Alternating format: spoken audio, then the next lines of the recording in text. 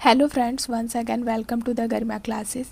आज हम सब सीडीपी को पढ़ने जा रहे हैं जो आपका सेकंड क्लास है। तो आज का क्या टॉपिक पढ़ेंगे हम सब। तो सेकंड टॉपिक पढ़ेंगे B number principle of development. ये टॉपिक आपका concept of development and its relationship with learning का सेकंड पॉइंट है। फर्स्ट पॉइंट को meaning and concept of development and growth को हम लोगों ने पिछले क्लास में पढ़ लिया। अगर आप उस क्लास को नहीं देखे हैं तो आप देख लीजिए ताकि कॉन्सेप्ट क्लियर हो जाए। लिंक हम डिस्क्रिप्शन बॉक्स में दे दिए हैं। वन बाय वन करके सारे टॉपिक्स को क्लियर करेंगे। तो चलिए बढ़ते हैं हम लोग आज के टॉपिक की तरफ। आज का टॉपिक है आपका प्रिंसिपल ऑफ डेवलपमेंट, विकास का सिद्धांत। वैसे तो सिद्धांत तो बहुत व्यापक रूप में है, लेकिन जो हम लोग पढ़ेंगे सिद्धांत को, प्रिंसिपल ऑफ डेवलपमेंट के 10 पॉइंट्स को हम लोग कवर करेंगे, ठीक है, जो आपके मेन हैं।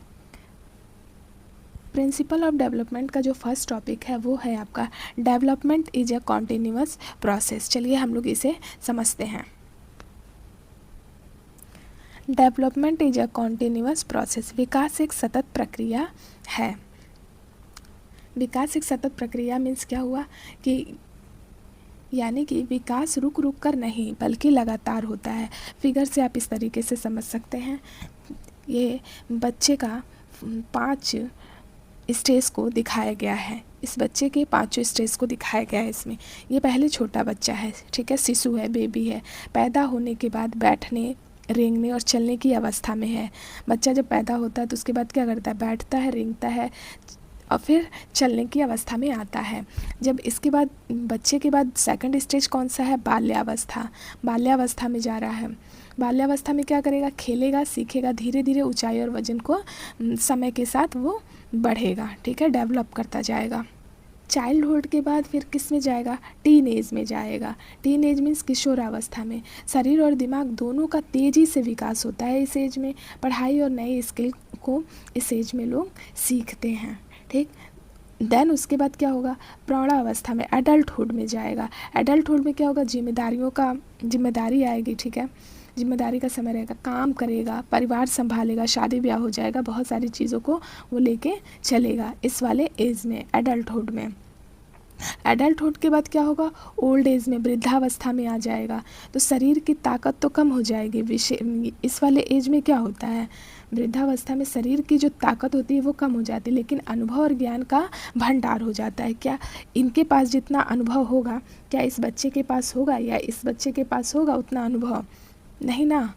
लेकिन इन बच्चों के पास जितना ताकत होगा, इनके पास वो ताकत नहीं रहेगी इस एज पे। इससे हम क्या समझ पा रहे हैं, इससे हम यही समझ पा रहे हैं कि विकास जो है धीरे धीरे हो रहा है, रुक नहीं रही है। कहीं पे भी विकास जो है रुक नहीं रही है, 1 बाय 1 धीरे धीरे करके चलता ही जा रहा है। स्पीड उसकी कम अधिक हो सकती है, लेकिन वो चलता ही रहेगा। अचानक जो है विकास रुक नहीं जाता है, और हर इंसान को इस चरण से क्या करना पड़ेगा, गुजरना पड़ेगा। इस स्टेज से हर एक इंसान को गुजरना होता है। ऐसा नहीं है कि कोई भी या इस वाले पॉइंट पे है और डायरेक्ट यहाँ चला आए। ये सारे स्टेज को वो पार करते हुए यहाँ पे आएगा। और विकास सिर्फ शारीरिक नहीं होता, बल्कि मानसिक, सामाजिक और भावात्मक सारे तरीके से विकास होती है। इस तरीके से development is a continuous process. विकास एक सतत प्रक्रिया है। आई थिंक आप लोगों को ये टॉपिक क्लियर हुआ होगा। अगर चीज़ें नहीं समझ आई हो, कुछ भी डाउट हो, तो आप कमेंट बॉक्स में कमेंट करके पूछ सकते हैं। चलिए हम लोग इसके डेफिनेशन को देख लेते हैं। Development is continue. Development never stop, it's begin at conception and continuous till death. Growth and charge happen gradually without sudden breaks. विकास कभी रुकता नहीं है, गर्भाधान से शुरू होकर मृत्यु तक चलता है। वृद्धि और परिवर्तन धीरे धीरे होते हैं, अचानक रुकते नहीं हैं, ठीक है। प्रेगनेंसी से, ड्यूरिंग प्रेगनेंसी से लेकर टिल डेथ तक का क्या होगा, सफ़र जो होगी, हर रोज़ विकास होगा, लगातार विकास होता ही रहेगा। Is that clear? I think आप लोगों को ये टॉपिक क्लियर हो गई होगी। चलिए बढ़ते हैं हम लोग नेक्स्ट पॉइंट की तरफ। नेक्स्ट पॉइंट है आपका विकास क्रमबद्ध होता है। Development is sequential. Sequential development means क्या, सिक्वेंशियल डेवलपमेंट का मतलब है विकास हमेशा एक निश्चित क्रम में होता है, उसे हम उल्टा या कूद कर नहीं कर सकते। ठीक है, फिगर के अकॉर्डिंग आप समझिए। फर्स्ट स्टेप में ये पहला जो बच्चा है, छोटा बच्चा, इस बच्चे को देखिए, पहले ज़मीन पर बैठना सीखता है। दूसरे में क्या करेगा, बैठना जब वो सीख जाएगा तो क्रॉलिंग करेगा। ठीक है, हाथ पैर का यूज़ करके क्या करेगा, क्रॉलिंग करेगा, इधर उधर जाएगा। थर्ड में वो स्टैंडिंग सीख लिया है, स्टैंड कर लेगा। ठीक है, सहारे पे स्टैंड करेगा, चलेगा। फोर्थ वाले में क्या हो जाएगा कि वो चलना भी सीख लिया, अब वो बहुत अच्छे से चल सकता है, उसको किसी चीज़ की सहारा नहीं है, धीरे धीरे वो बैलेंस बनाकर ठीक से चलने लगता है। लास्ट जो है आपका फिफ्थ वाला स्टेज जो है, दौड़ना और तेज़ी से चलना, अंत में वो पूरी तरीके से क्या करेगा, आत्मनिर्भर होकर दौड़ सकता है।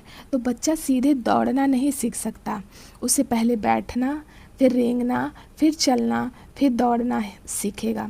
ऐसा नहीं है कि बच्चा यहाँ बैठा और सीधे यहाँ दौड़ने लगा, इस स्टेप से उसको गुजरना ही है, वो सारी चीज़ें वो करेगा पहले।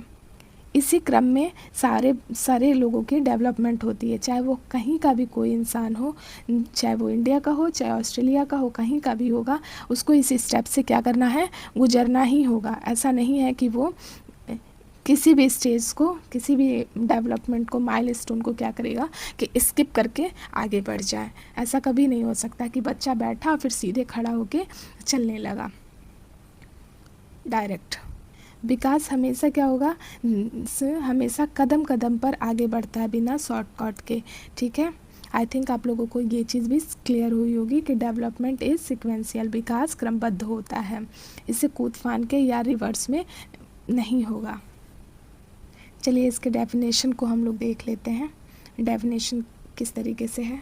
Development is sequential. ठीक है, development follows a specific order like crawling before walking and babbling before speaking, skills build on previous ones. That means विकास एक निश्चित क्रम का पालन करता है, जैसे रेंगना चलने से पहले और बड़बड़ाना बोलने से पहले आता है। नई क्षमताएं पुराने पे आधारित होती है, नए स्किल को सीख रहा है तो वो पुराने से ही सीखेगा।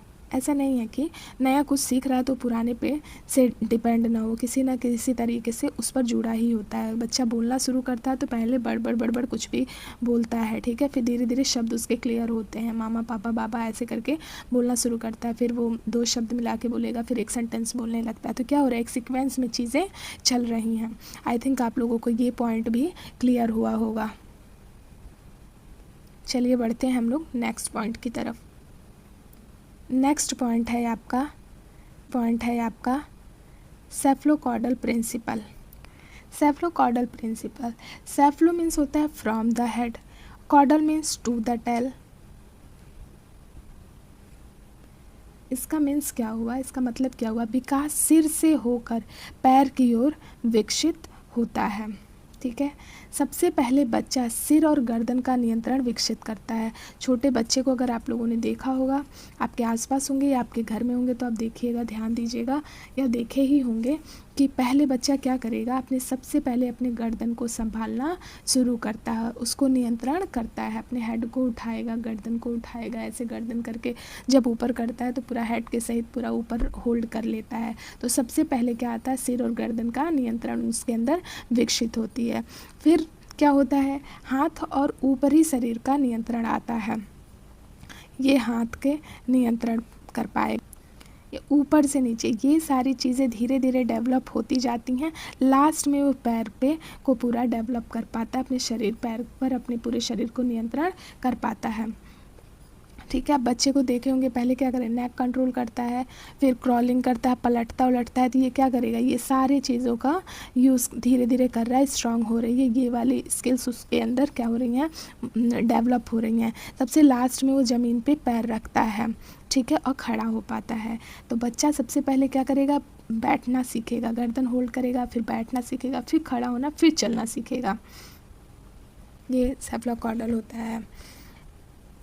आई थिंक आप लोगों को ये थर्ड पॉइंट भी क्लियर हुई होगी। चलिए बढ़ते हैं इसके डेफिनेशन की तरफ और फिर अगला पॉइंट पे बढ़ते हैं। इसके इसके डेफिनेशन क्या है? Cephalocaudal principle, development start from the head and moves toward the feet. For example infants control head movements before leg movement. विकास सिर से शुरू होकर पैरों की ओर बढ़ता है, जैसे शिशु पैरों से पहले सिर और गर्दन को नियंत्रित करना सीखता है, जो मैंने अभी बताया है।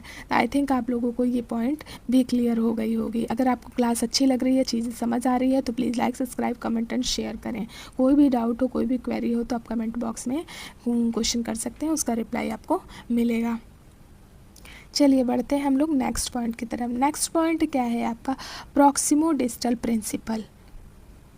प्रॉक्सिमो डिस्टल डेवलपमेंट क्या कहता है? तो प्रॉक्सिमो मीन्स होता है शरीर का केंद्र, ठीक है, इस तरीके से शरीर का केंद्र, centre of the body. Distal means किनारे की ओर। तो ये बच्चा है, तो ये एरो बनी हुई है, आप देखिए, तो सेंटर से क्या हो रहा है? बाहर की तरफ उसका डेवलपमेंट होता है। विकास शरीर के केंद्र से अंगों की ओर जाता है, केंद्र से अंगों की तरफ उसका डेवलपमेंट होता है। विकास शरीर के केंद्र से अंगों की ओर जाता है, केंद्र से अंगों की तरफ आएगा। ये सारी चीज़ें उसमें डेवलप होंगी, जैसे हाथ पैर का डेवलप होगा। अच्छे से समझते हैं आगे। सबसे पहले बच्चे का धड़ कंधे का नियंत्रण आता है। आप देखे होंगे बच्चा क्या करेगा, जब 3-4 महीने का हो जाता है तो उसके अंदर सबसे पहले जो डेवलपमेंट होती है वो क्या होती है? वो पलटेगा, पेट के बल होके अपने नेक को उठा के देखने लगता है, ठीक। तो उसके सर नेक में क्या हो रहा है? कंट्रोल आ जा रहा है। फिर बाहों और हाथों का नियंत्रण आता है। अंत में उंगलियों और पंजों का नियंत्रण आता है। हेड कंट्रोल करने के बाद ये अपने हाथ को कंट्रोल करेगा और पैर को कंट्रोल करेगा। किस तरीके से? देखिए, ये पेट के बल है बच्चा, ठीक है, अभी सोया है, लेकिन जब ऐसे आराम से लेटा रहे, जैसे इस वाले पोजीशन पे है ये, मान लीजिए, तो ऐसे ये फ्लैट लेटा है, तो अपना गर्दन ऐसे उठा के क्या करेगा? देखेगा, इधर उधर अपना मूव करके आराम से देख सकता है। ये देखिए रोल कर रहा है बच्चा, ऐसे हाथ पैर पकड़ के अपना रोल भी कर लेगा। बच्चा सीधा लेट जाएगा, इधर उधर रोल करने लगता है। फिर उसकी सिटिंग आ जाती है। तो ये क्या हो रहा है? हाथ पैर इसकी स्ट्रेंथ जो है आ रही है, मोटर स्किल जो है इसका क्या हो रहा है? ग्रॉस मोटर स्किल जो है डेवलप हो रही हैं पूरी। यहाँ पे सिटिंग आ गई, जब वो डेवलप हो गई तो फिर क्या करे? इतना डेवलप हो गया कि वो अपने बॉडी को पूरा हाथ पैर से कंट्रोल करके इधर उधर क्रॉल करते हुए चला जाएगा। तो चलने में अपने सारे बॉडी का पूरा वेट क्या कर रहा है? यूज़ कर रहा है। हाथ का भी यूज़ कर रहा है, पैर का भी यूज़ कर रहा है, तब वो इधर उधर मूव कर पा रहा है। तो बच्चा प्रॉक्सिमो डिस्टल में क्या करते हैं? बच्चा प्रॉक्सिमो डिस्टल में अपने बॉडी के बड़े पार्ट्स का यूज़ करता है, ठीक है। सबसे पहले क्या करेगा? वही चीज़ वो यूज़ करेगा। जैसे किसी चीज़ को पकड़ना है तो स्टार्टिंग में क्या करेगा? पूरा अपना हाथ ले जाएगा और फिर उस चीज़ को पकड़ेगा, होल्ड करेगा। धीरे धीरे जैसे जैसे वो बढ़ने लगता है तो उसको समझ आ जाता है कि हम अपने हथेली से भी इस चीज़ों को पकड़ सकते हैं, उंगलियों के सहारे, ठीक है, उंगलियों का से पकड़ लेगा। लेकिन स्टार्टिंग में खाना दीजिए तो क्या करें? दोनों हाथ से खाने लगते हैं। बच्चे कैसे खाते हैं आप देखे होंगे, उनको नहीं समझ होता है कि किस तरीके से बस फिंगर से हम उठा के खा सकते हैं, वो पूरे हाथों का यूज़ करते हैं। लेकिन धीरे धीरे प्रॉक्सिमो डिस्टल में क्या होता है? ये चीज़ें डेवलप होती जाती हैं। तो बच्चा सबसे पहले अपने बड़े मसल्स का यूज़ करता है, फिर धीरे धीरे छोटे मसल्स का यूज़ करना वो समझ जाता है। सेंटर टू साइड ग्रोथ को क्या कहते हैं? सेंटर टू साइड ग्रोथ को कहते हैं प्रॉक्सिमो डिस्टल प्रिंसिपल। ये आपके सीटेट एग्ज़ाम में आया हुआ है, ध्यान रखिएगा। ऐसे पूछ देता है कि centre to side growth is equal to what? तो प्रॉक्सिमो डिस्टल। आई थिंक आप लोगों को ये भी टॉपिक क्लियर हुई होगी। चलिए इसके हम लोग डेफिनेशन को देख लेते हैं कि किस तरीके से हैं। प्रॉक्सिमो डिस्टल प्रिंसिपल क्या है?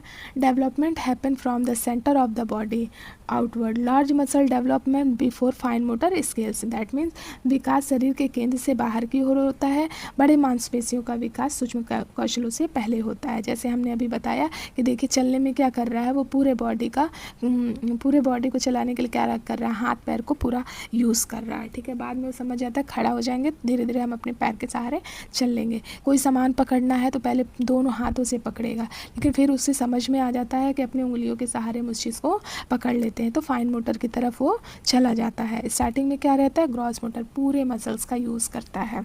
चलिए बढ़ते हैं हम लोग नेक्स्ट पॉइंट की तरफ। आई थिंक आप लोगों को ये पॉइंट भी क्लियर हुई होगी। क्लास अच्छी लग रही है तो सब्सक्राइब करें, लाइक करें।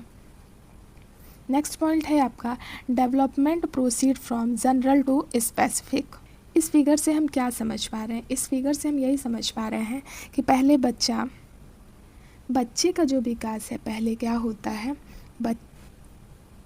बच्चे का जो विकास है पहले बड़े और सामान्य कार्यों से शुरू होता है, फिर धीरे धीरे वह छोटे और विशेष कौशल को सीख जाता है।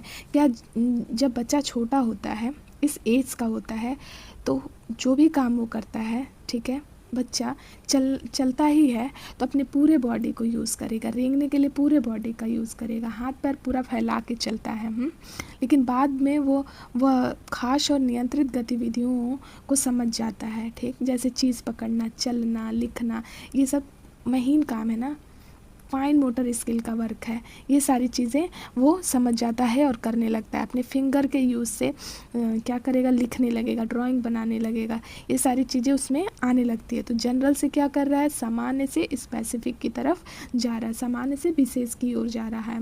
दैट मीन्स कहने का मीन्स है कि दिमाग और मांसपेशियों का नियंत्रण जो होता है पहले बड़े अंगों पर होता है, ठीक है, बड़े अंगों पर आता है, फिर धीरे धीरे क्या होता है, छोटे और बारीक अंगों पर नियंत्रण कर लेता है।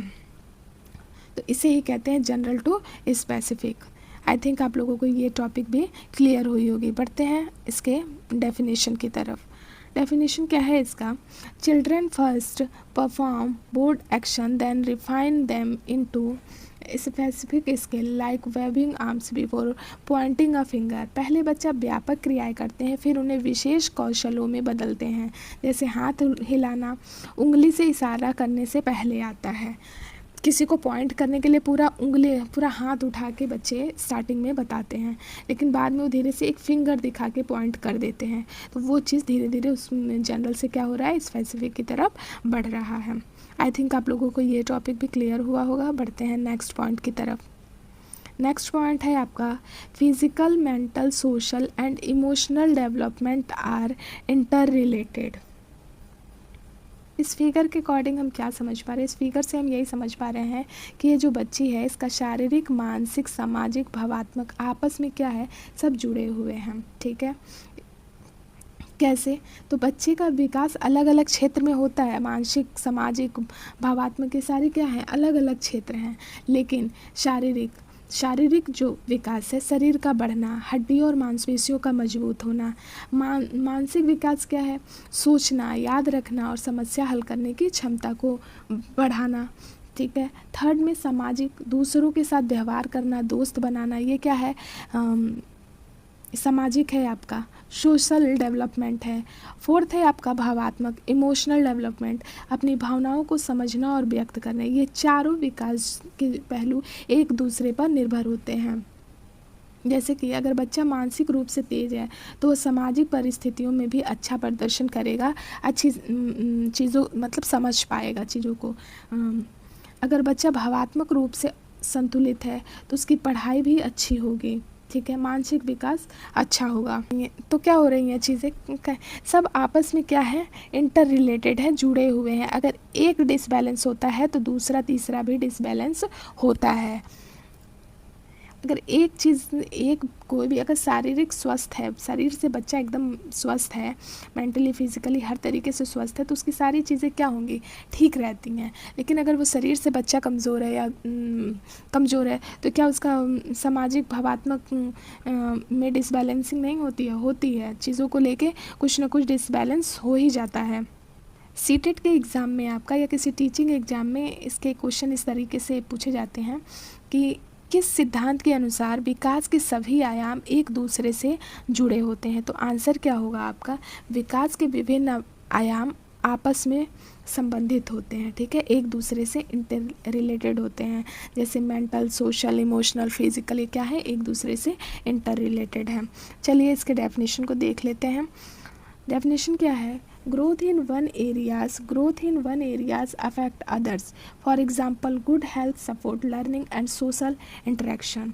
एक क्षेत्र का विकास दूसरे को प्रभावित करता है, जैसा अच्छा स्वास्थ्य, पढ़ाई और सामाजिक मेलजोल में मदद करता है। अगर स्वास्थ्य अच्छा है तो क्या करेगा, पढ़ाई और सामाजिक मेलजोल में उसको हेल्प मिलेगा, मन लगेगा, पढ़ भी पाएगा, समाज में भी हंस खेल पाएगा, लोगों से बात कर पाएगा। अगर वो स्वस्थ ही नहीं है तो उसको कुछ भी करने का मन नहीं करेगा। तो एक बिगड़ रहा है तो क्या हो रहा है, सारी चीज़ों पे वो अपना अफेक्ट डाल रहा है। ठीक है, आई थिंक आप लोगों को ये टॉपिक भी क्लियर हुई होगी। बढ़ते हैं नेक्स्ट टॉपिक की तरफ। नेक्स्ट पॉइंट है आपका 7th point, the rate of development varies from person to person. विकास की जो गति होती है व्यक्ति व्यक्ति पर निर्भर करती है। सारे व्यक्ति एक जैसे विकास को नहीं कर सकते, सबका जो विकास की गति है वो अलग है। हर बच्चे का विकास अलग रफ्तार में होता है। कोई बच्चा जल्दी चलना शुरू कर देता है तो कोई देर से, कोई जल्दी बोलना शुरू कर देगा तो कोई धीरे से बोलेगा। इसका मतलब यह नहीं है कि कोई बच्चा पीछे है, बस उसकी विकास की गति क्या है, दूसरे से थोड़ी अलग है, गति उसकी अलग है। विकास की गति समान नहीं होती, इसमें व्यक्तिगत विभिन्नताएं होती हैं। 4 लोग हैं, 4 पर्सन हैं, तो चारों की गति जो होगी ना विकास की, वो अलग अलग तरीके से होगी, सेम नहीं हो सकता। अब विकास का समय और अवसर की ज़रूरत होती है। विकास जैसे एकदम से तुरंत चेंज नहीं हो जाता कि आज छोटे हैं, कल सुबह आज रात में सोएं छोटे से और कल सुबह उठेंगे तो एकदम बड़े से हो जाएंगे, ऐसा नहीं होता। ये धीरे धीरे चीज़ें होती हैं, सबका अलग अलग होगा। अगर 10 लोग हैं तो 10 की गति जो है अलग अलग होगी। इसके डेफिनेशन को समझ लेते हैं। Each child growth at their own pace, some may speak early, other may walk early. That means कि हर बच्चे अपनी गति से बढ़ता है, कोई जल्दी बोलता है तो कोई जल्दी चलता है। ठीक है, ऐसा नहीं है कि वो 2 बच्चे हैं, मान लीजिए ए और बी, ए जल्दी चलना सीख लिया और बी लेट चलना सीख रहा है, तो ये भी हो सकता है कि बी जल्दी बोलना शुरू कर दिया हो, ए जल्दी ना बोला हो। अगर ये 1 साल में बोला हो तो ये 15 महीने में क्लियर चीज़ें बोलना शुरू किया हो। ठीक, तो क्या हो रही हैं, डिफरेंट है ना एक दूसरे से, तो इसलिए वेरी करता है पर्सन टू पर्सन। ठीक, आई थिंक आप लोगों को ये टॉपिक भी क्लियर हुई होगी। बढ़ते हैं नेक्स्ट पॉइंट की तरफ। नेक्स्ट पॉइंट है आपका, both heredity and environment influence development. That means विकास के क्षेत्र में हेरिडिटी और इन्वायरमेंट दोनों क्या हैं, इन्फ्लुएंस होते हैं एक दूसरे से। ठीक है, कैसे समझते हैं। Nature and nurture. नेचर क्या है, जीन्स आपके, नर्चर क्या है, जो आपका वातावरण है। ठीक है, नेचर जो आपके पेरेंट्स से आप में आया हुआ है, नर्चर जो आपके आसपास चीज़ें हो रही हैं। जैसे कोई बच्चा है, मान लीजिए ये बच्चा है आपका, तो इसके नर्चर से जो चीज़ इसको मिली है तो सिर्फ उसी पे वो डिपेंड नहीं करेगा कि उसका क्या हो रहा है, डेवलपमेंट हो रहा है। इसके आसपास के जो वातावरण है वो भी इस पे डिपेंड करेगा कि ये कैसे क्या चीज़ सीख रहा है, समझ रहा है।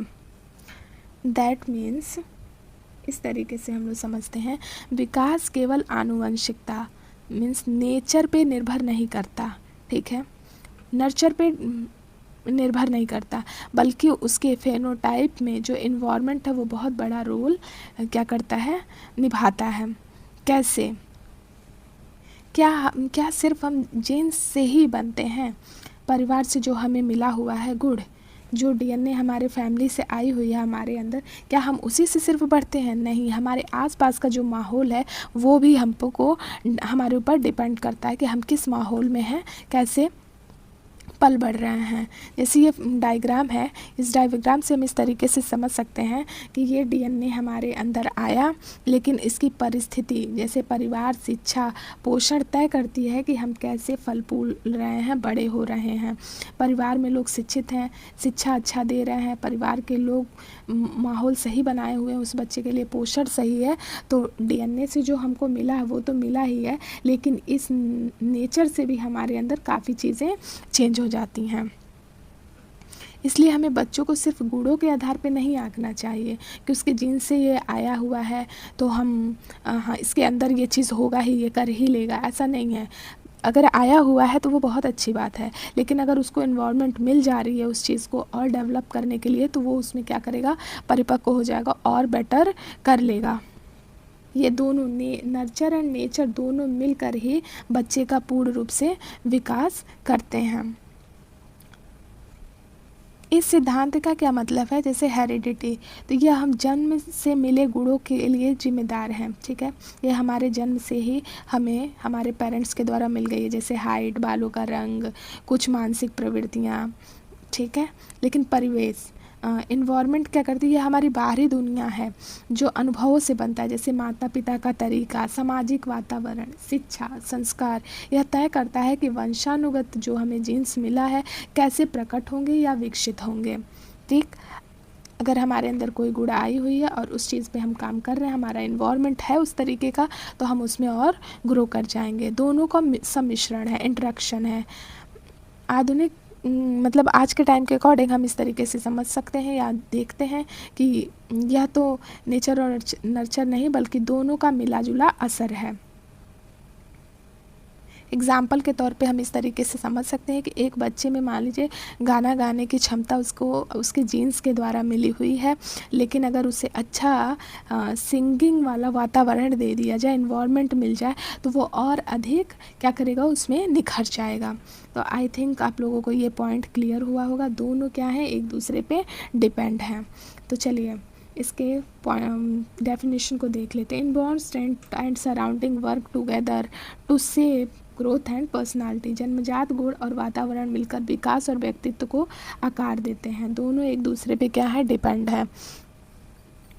अगर जीन्स के द्वारा मिली है और इन्वायरमेंट नहीं मिल रहा है तो जितनी है उतनी ही रह जाएगी, उसको वो ग्रो नहीं करेगा। आई थिंक आप लोगों को ये पॉइंट भी क्लियर हुआ होगा। चलिए बढ़ते हैं नेक्स्ट पॉइंट की तरफ।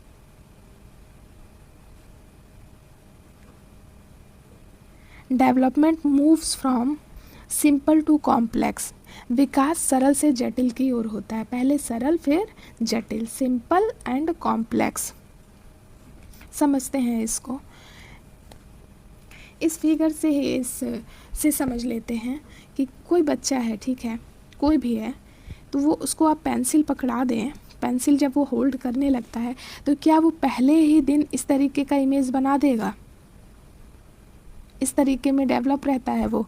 नहीं ना। जब वो पेंसिल पकड़ना शुरू करता है तो कहीं भी कुछ भी ऐसे लाइन खींचेगा, इस तरह से इवन वो ऐसे एकदम एक सर्कल नहीं बना पाता, लेकिन जब वो उसको होल्ड करने आता है, थोड़ा परिपक्व हो जाता है, तो अपना जैसे सोचता है उस अकॉर्डिंग क्या करता है, थोड़ा बहुत सर्कल बनाने लगता है।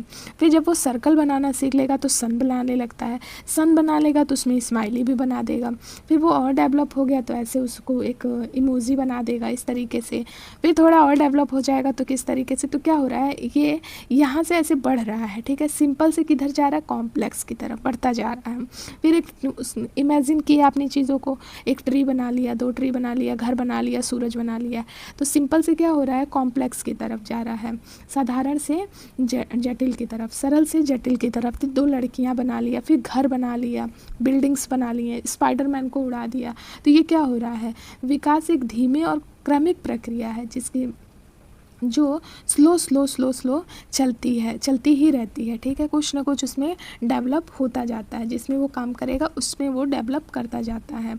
शुरुआत में बहुत सिंपल होता है, ठीक, लेकिन वो उसकी क्षमताएं धीरे धीरे क्या होंगी, बढ़ती जाती है। बाद में वो जटिल और परिष्कृत क्षमताएं विकसित हो जाती हैं उसमें। अब देखिए फर्स्ट डे क्या वो इमेजिन किया था कि वो इस चीज़ को बनाएगा, नहीं, लेकिन वो धीरे धीरे क्या कर रहा है, अपने आप को डेवलप करता गया, तो सिंपल से कॉम्प्लेक्स चीज़ें भी वो करने लगा।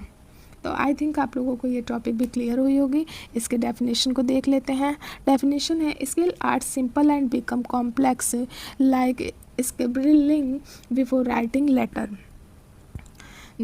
कौशल सरल से शुरू होता है और जटिल बनते हैं। जैसे अक्षर लिखने से पहले बच्चे लकीरें खींचते हैं। हाँ, आप देखे होंगे कि बच्चे जब पेंसिल पकड़ते हैं तो ऐसा नहीं है कि पहले ही दिन का बना देंगे, अरे किसी दिन ऐसे लाइन खींचे, फिर इस तरीके से करते हैं, फिर थोड़े से और डेवलप करते हैं, फिर ऐसे करेंगे, फिर इस तरीके से करेंगे, तो एक अक्षर लिखना शुरू करते हैं।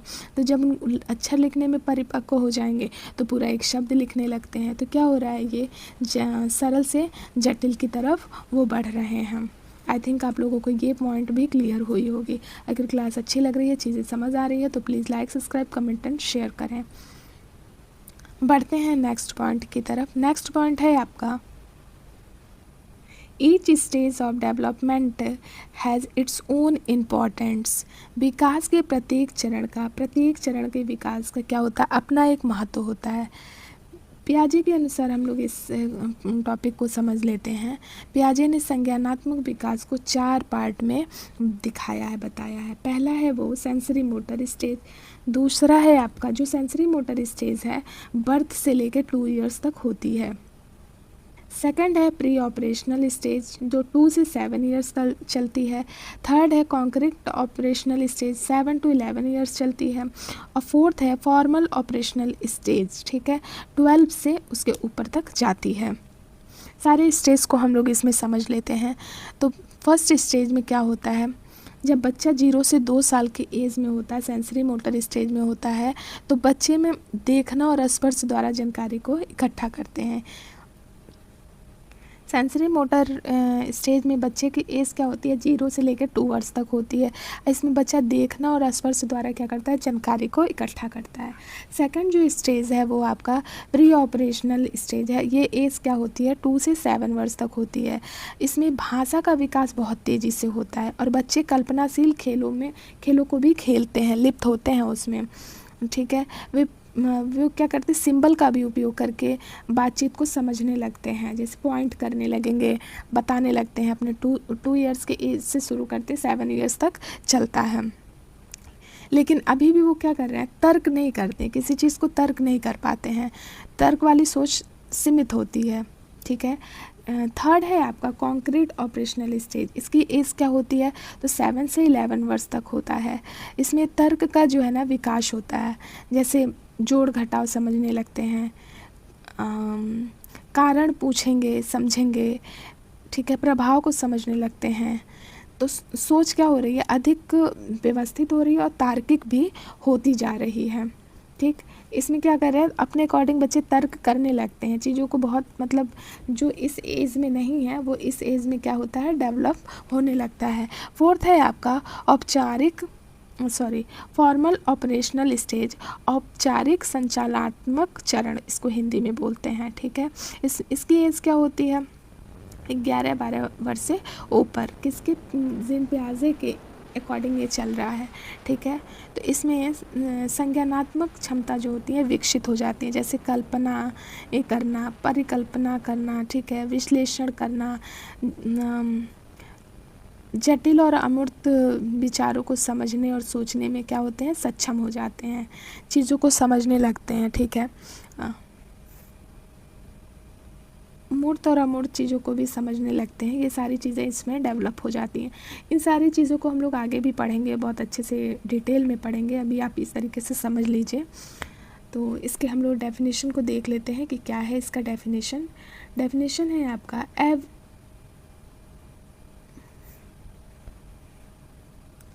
Stage from infancy to adulthood is crucial for overall growth and learning.